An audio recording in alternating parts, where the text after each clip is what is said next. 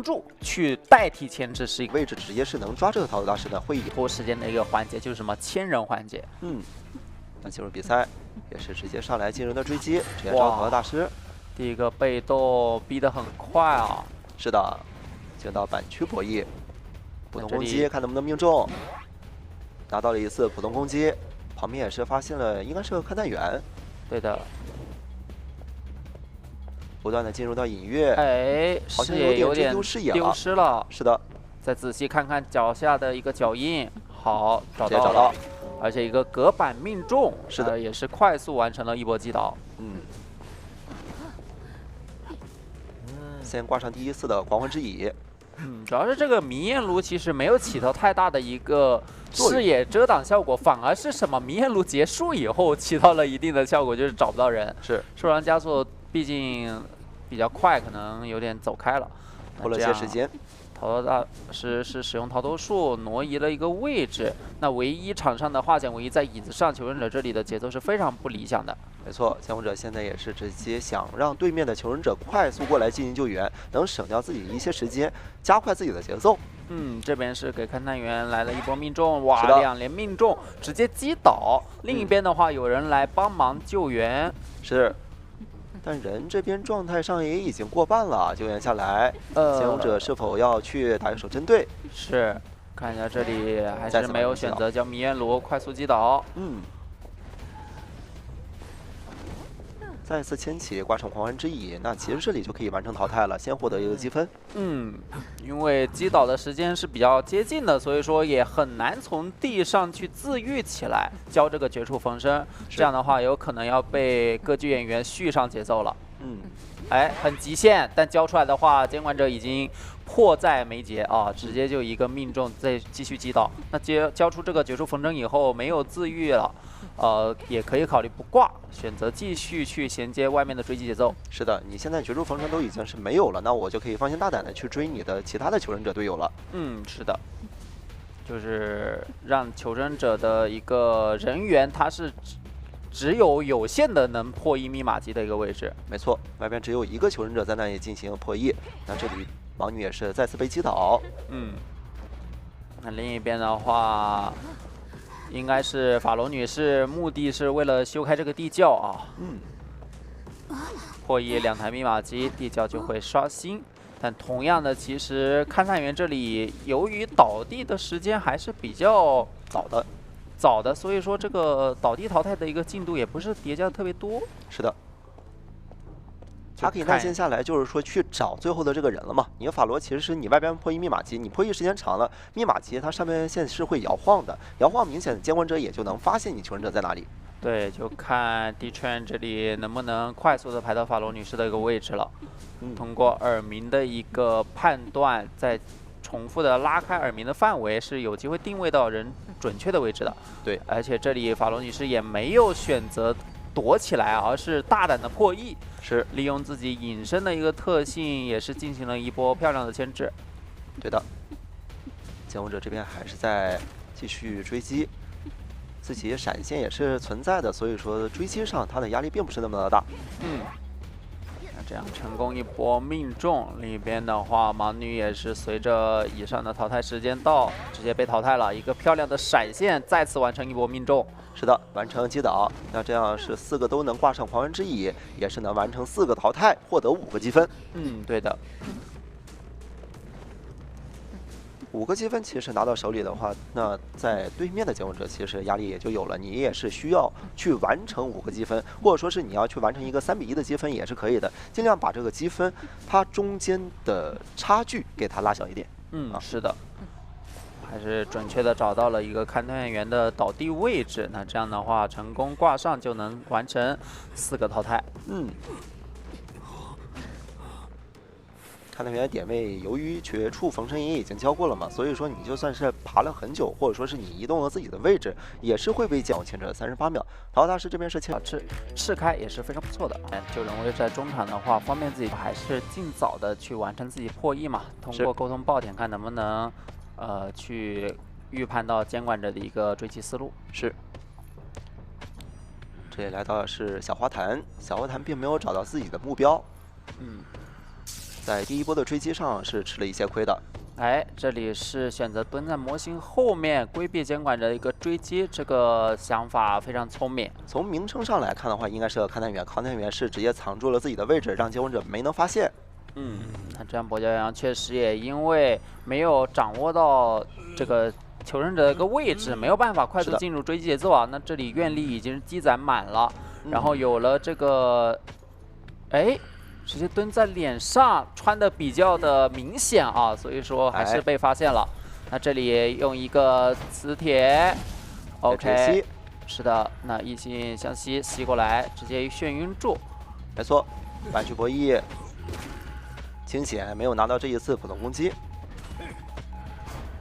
梅龍再次釋放，也是在預判對面的位置。勘探員也是一直在躲，已知對面接吻者是個連天的情況下的話，他現在就不需要去防這種閃現的可能了。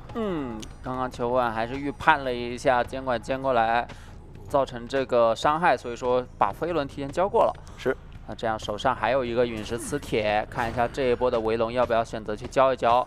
其實是有這個解除普通攻擊後搖的一個可能性的。那這裡還是選擇的比較穩，在板區進行牽制。哎，這裡換了一個追擊目標，並沒有能找到機會，那索性直接就是換另外一個目標進行追擊，這個反應也是非常聰明的嘛。再找佣兵，佣兵的護腕並不是很好去彈，看能不能抓住这現在沒有釋放圍龍的一個時間，直接去彈呢？又轉手換抓，抓了勘探員啊，回頭再來找勘探員，但是一直隔着一個交互點，很難造成傷害啊。沒錯，自己的圍龍又再次掉了，那只能在利用自己的走位，看能不能去將對面求生者逼開這個點。如果說是能讓他走到一些不好的地形，那他自己的圍龍其實也是能釋放一個很好的空間的。是的，發現這個勘探員選手玩的非常不錯，還是選擇再次更換自己的一個追擊目標。但是現在的一個密碼級節奏其實是對於求生者來說比較理想，對於監管者來說就比較難受的。是的，YY密碼機現在已經掉了有4台了啊。如果再接着下去，沒有說是拿到個普通攻擊，或者說是拿成一個擊倒的話，那後邊的局面應該就是一個4人開門戰。對的。那現在的願力還是比較充足嘛，只要携帶了挽留，那開門戰也還是有這個機會的。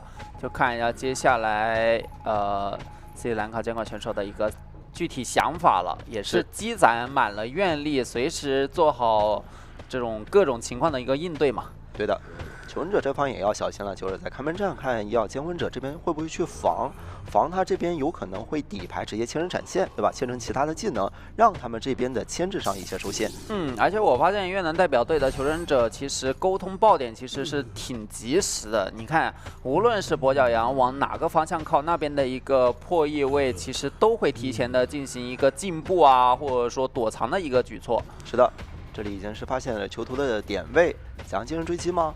囚徒也已經上樓了，監管者貌似好像是又再次丟失了自己的視野。對於地形的一個把握沒有求生者這邊利用的好。那這裡一個圍龍應該是想攔一下位置。是的，不想讓他從這裡2樓的位置直接走到對面。是的。那能看到囚徒這裡其實離地窖點還是比較遠的，看能不能通過走位去再次規避追擊。只要再規避一波追擊的話，才有機會去完成一個4跑。祭典門應該也已經點開了，那所有人的話都可以往這個密碼門去靠攏，最終完成一個漂亮的4跑。哎，接吻者這邊也是很難去攔住，那求生者這一方也是非常漂亮的完成4跑，拿到再次一個5個積分，再去把這個狀態調整過來，比較強力位移能力的，便於自己去追這個技能的一個冷卻。你不能在這個魚女還能丟叉的時候去做，可能得他叉這個丟了以後，在冷卻的時候再去做好點。那這裡沒有選擇前期去做這個過山車，而是選擇往鬼板牽制，是尖叫的屋後面的板區。对，到了板區進行博弈，看能不能架出這個點位。架出了點位之後，求生者是必須要去出去了，才能讓自己面對魚女的追擊上能舒服一點。那這個短板的一個博弈，古董商這裡還是博弈的比較到位的。板子並沒有下，原地制造陷阱，想把这个区域直接是限制住。一个漂亮的砸板命中啊，造成了一个眩晕。是。但是选择绕了一波比较大的圈，先跟前面自己的一个步行路径形成一个闭合水渊，是的，封住这个交互点。封住板区。古董商也是非常聪明的，直接绕过水圈啊，走板。非常大胆的一个交互，因为在求生者视角的话，不知道监管的一个技能携带嘛，如果技能携带，比如说像闪现好的话，是有可能造成一个震慑的。是的。这里还在进行追击，求生者现在还并没有释放自己的一些特质技能，所以求生者现在也不是很敢笃定你到底是什么。对的，因為如果前期選擇抓這個古董商角色的話，很有可能是攜帶興奮的。但是目前來說，2個砸板命中都沒有給到太大的一個機會。這裡2個人互相之間有一個漂亮的博弈，最終是魚女拿到了一波命中，造成了傷害。造成傷害之後，現在也沒有自己的攜帶張狂嘛，所以現在並沒有能去徹底去開啟這個一級技能啊。是的。利用一下滑梯，進一步拉開了身距，感覺還是有比較大的一個牽制空間啊。自己的一個道具機關銷也是有比較充足的一個運用的數量。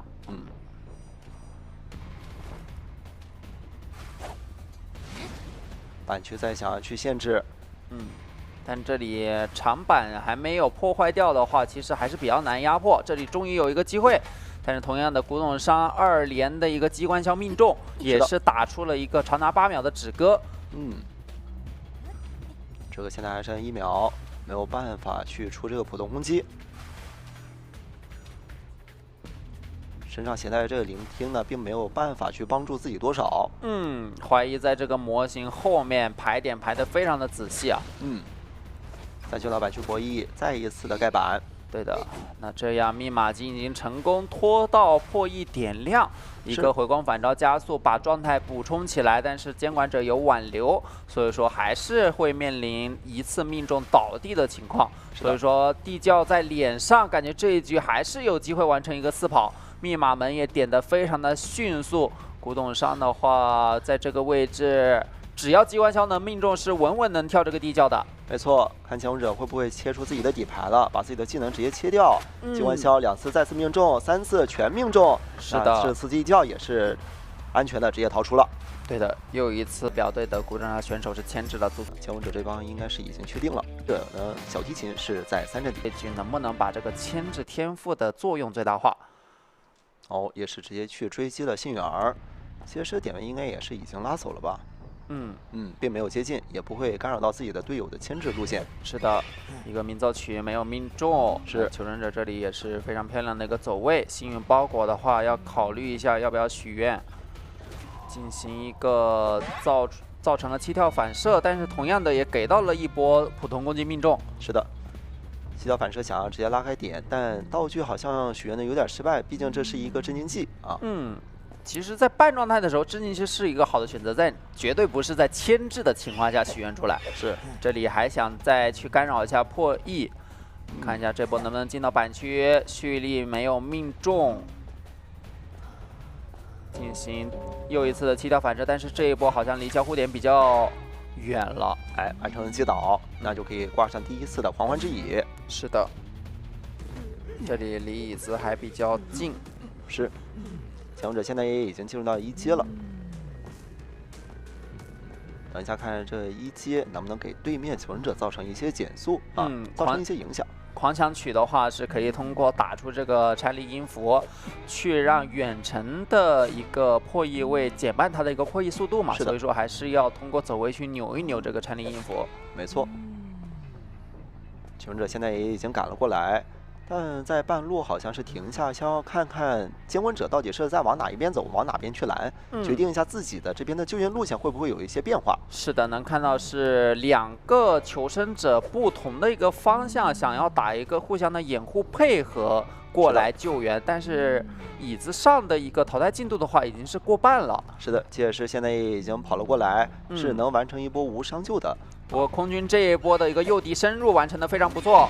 這一波成功的鸣奏曲是造成了一波傷害。是。空军点位现在是有一点尴尬的，信号枪选择要交吗？直接交出。哇！就在狂想曲开启的快要命中的一瞬间，这个信号枪命中了，非常的极限啊。这里也是捏得非常的准，但是可惜自己的身位还是给到了接应者一些机会，完成了击倒。于是也是在旁边直接藏起来，想要看能不能抓到一些机会，也再次进行一次救援。是的，好消息是另一边的幸运儿已经是完全爆活了。哎，这里一个鸣奏曲命中是造成伤害，再一个普通攻击把椅子上刚被救下来空军继续击倒。挂上的话就是一个2挂了。因为这一局没有携带这个化险为夷，所以导致假如监管者一心一意的进行守倚的话，那求生者是很难被保活去完成一个4人开门战的。是的，至少他是没有办法离開這一片區域的。對的。又來一個遠程的鳴奏曲，現在已經有2階了，也就是有無窮洞的，配合上無窮洞守倚能力會再上1層樓。這裡是一個普通攻擊直接命中，那這樣的話好像空軍是沒有辦法來得及讓隊友救援了。是的，那就先完成一個淘汰啊。第2個人也是直接是完成一次掛上狂歡之翼啊。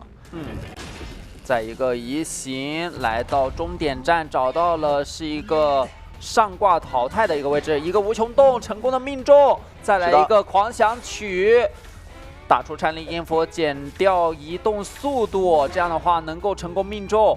只要能把這個幸運兒再次掛上的話，就直接淘汰了，完成第3個求生者擊倒。對的，而另一邊的機械師好像沒有進行救援啊。是，並沒有選擇想要把密碼機快速破譯出，然後讓自己有個低調的可能。對的。這就想要再去救援。是的，遠程的一個狂想曲也是打中了多個這個戰慄音符，時間上是有點來不太及了。哎，有一個無窮洞守倚的機會，命中了。那這樣的話，守倚也成了一個非常不錯的節奏銜接點。是的，再一次普通攻擊命中。完成擊倒也意味着這一局是一個4抓局。是的，也再次拿到5個積分，也是可以直接恭喜越南代表隊獲得了比賽勝利了。因為在前期呢，我們看到就是說第1個人的淘汰是已經拿到一個積分的情況下的話，他就已經是完成獲勝了。因為求生者這邊目標是一定要完成個4跑的。是的，但由於對吧，我們比賽還要這樣的數據呢也是非常不錯了，也很在看到他的淘汰人數。